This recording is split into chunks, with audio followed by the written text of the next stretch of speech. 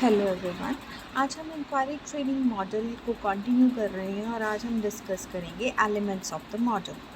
So as you know, हमारे model के 5 basic elements होते हैं: focus, syntax, principle of reaction, social system, support system. Let us take them one by one. First is focus. Focus में हम क्या discuss करते हैं कि स्पेसिफिक गोल्स क्या हैं इंक्वायरी ट्रेनिंग मॉडल के।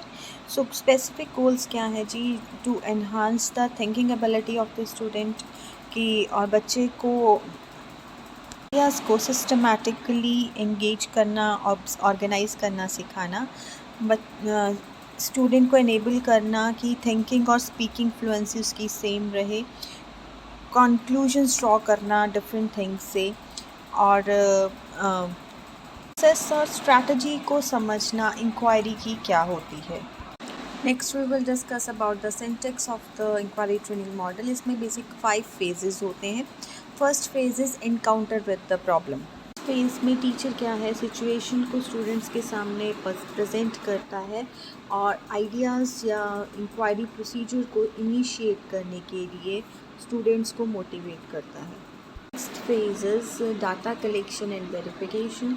इस फेज़ में जो डिटेल्ड इंफॉर्मेशन है स्टूडेंट कलेक्ट करता है प्रॉब्लम के रिगार्डिंग, क्लैरिफाई करता है अपने डाउट्स रिगार्डिंग द प्रॉब्लम, और टीचर एक ग्राउंड प्रिपेयर करता है। यहाँ पे बच्चा जो है वेरिफिकेशन करता है by of the problem by asking different type of questions, और इवन वो प्रॉपर्टी भी आस्क कर सकता है टीचर से कि इसमें हम क्या यूज़ कर सकते हैं जिस वजह से हमारा जो प्रॉब्लम है वो ईजीली सॉल्व हो सके। थर्ड फेज़ है डाटा गैदरिंग फॉर एक्सपेरिमेंटेशन। इस स्टेज में स्टूडेंट क्या है, एक्चुअली स्टार्ट करता है कुछ प्रॉब्लम के ऊपर एक्चुअली वर्क करना स्टार्ट करता है, और टीचर सिर्फ रिएक्ट करता है उसके क्वेश्चंस के ऊपर बाय सेइंग येस और नो, कि क्या वो सही डायरेक्शन जो भी वो कलेक्ट कर रहा है डाटा या इंफॉर्मेशन, वो क्या टीचर सिर्फ रिस्पॉन्स करेगा कि वो येस सही है या वो गलत है।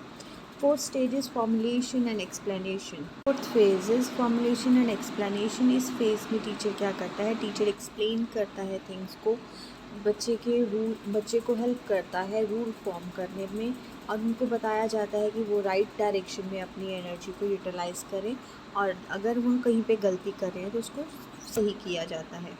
Fifth phase is analysis of the inquiry process. इसमें स्टूडेंट ने जो भी मेथड एक्वायर किया होता है उसको वो इंक्वायर कर मतलब प्रोसेस को एक्सप्लेन करते हैं, और सही स्ट्रैटेजी अगर वो मेन प्रॉब्लम तक नहीं पहुंच पा रहे हैं तो टीचर थोड़ा बहुत गाइड करके उनको राइट स्ट्रैटेजी के लिए प्रिपेयर करता है। Next is social system. Social system जो है इस मॉडल का बहुत हाई होता है। इसमें बोथ टीचर और स्टूडेंट का बहुत इम्पॉर्टेंट रोल होता है फॉर सॉल्विंग द प्रॉब्लम।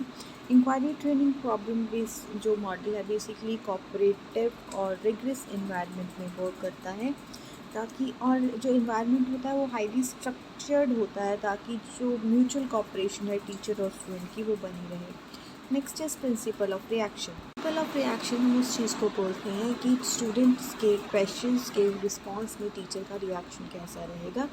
इसमें क्या होता है कि क्वेश्चंस को बहुत ध्यान से फ्रेम किया जाता है ताकि जो टीचर है वो एबल हो कि येस और नो आंसर वो दे सके।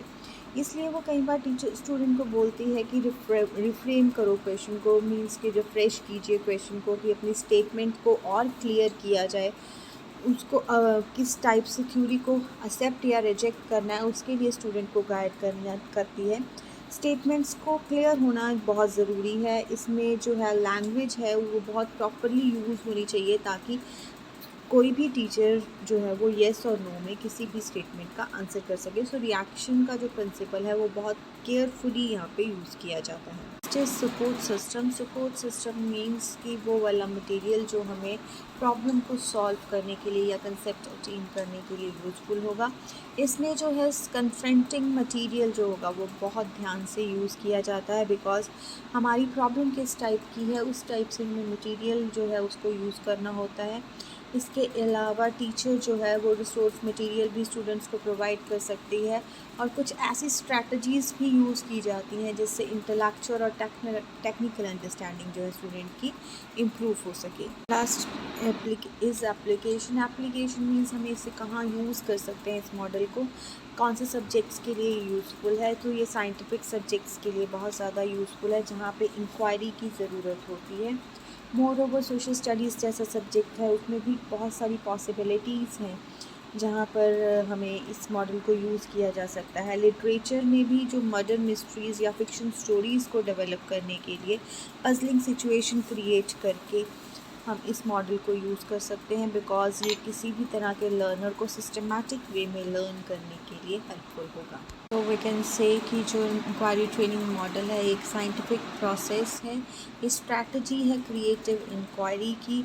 इसके अलावा ये स्टूडेंट्स में क्रिएटिविटी डेवलप करने की कैपेसिटी डेवलप करता है और टेंटेटिव नेचर ऑफ नॉलेज को अंडरस्टैंड करने में हेल्पफुल होता है। I hope you get what I taught. Thank you so much.